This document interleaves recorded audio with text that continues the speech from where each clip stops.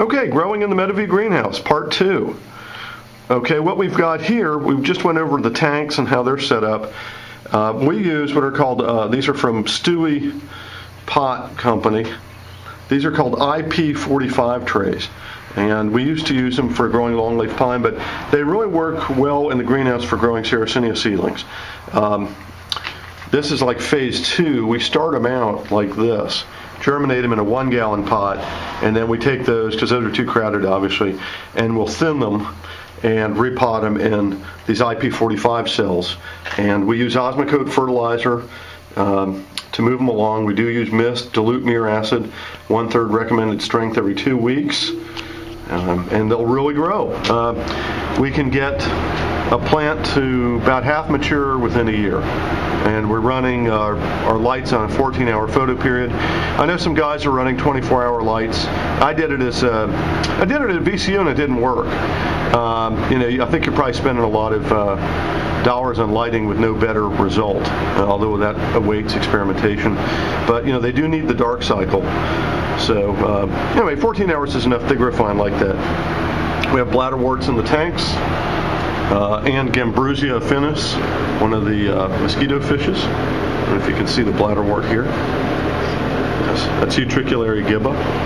Yellow-eyed grass just kind of growing out of the tanks for, don't forget your companion plants. Another heater there. It's not in use right now. There's another one of our Southern Burner Company heaters.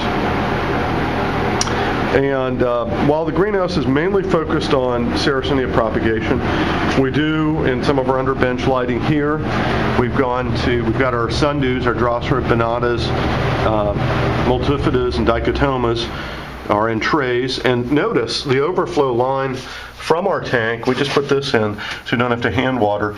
That's the overflow from all those tanks above, and that's got holes in it, and that irrigates these trays so we don't have to hand water them. So that's going to save a step. And hand watering these from over top, these kind of dews really don't like it. They're already responding to just getting that basal infusion of water, much better. Okay, then over here on the left is our tropical selection, and this is basically all donated plants. We've had a number of people that have donated. Bill Scholl, Jim Bukowski, Mike Smith, Dave Evans, and others. We've had a number of other people that have donated, and I'm not going to go into all the different Nepenthes species here because I'm, to be honest, not a Nepenthes expert. They're all labeled, but and believe me, at Meadowview we're so busy that we've had some wonderful intern volunteers that have done a great job keeping the Nepenthes collection groomed, fertilized, and all that's important. You really got to stay on top of these fellows. Some outstanding examples. Look at this beauty. Oh man, lovely. Then down here, look at this. Jeez, oh piece. Oh, those beautiful pictures. Look at that. That's lovely. Of course, edible plants, pineapple. We've got some fig cuttings here. It's part of our permaculture for the interns. We're starting to get a garden going, so we have one going. We're going to be adding more in, so there's some food production for the students. Look at that beauty. This is one that Ian Walker donated. Thanks, Ian. Look at this big guy over here. Whoa. That's a big Nepenthes, huh? Nepenthes truncata.